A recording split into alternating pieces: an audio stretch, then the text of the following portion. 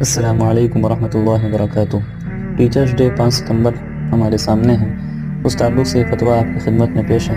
कुछ लोग कहते हैं कि उस्ताद की इज़्ज़त और एहतराम का दिन है। हमें समझना चाहिए कि उस्ताद की इज़्ज़त करना, एहतराम करना, उनको हदिये देना, उनके लिए दुआ करना, ये फ़ितरी अमल है।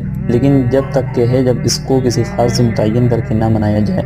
उस्ताद की इज़्ज़त करना, उनको हदिये देना बनफ़्से नफ़ीस ये अमल जायज़ है और प्रोग्राम किया जा सकता है उस्ताद की इज़्ज़त के लिए, एहतराम को बताने के लिए, उनकी क़द्र व मंज़िलत को बताने के लिए। लेकिन अगर उसमें शरई हुदूद का ख़याल रखा जाए तो ये अमल जायज़ है। लेकिन मसला हलाल और हराम का नहीं है, मसला यहाँ पर गैर मुस्लिम कौमों के कल्चर को अपनाने का है। इस्लाम कहता है कि जो किसी दूसरी कौम के कल्चर को अपनाएगा, कल क़यामत के दिन वो उसी के साथ उठाया जाएगा।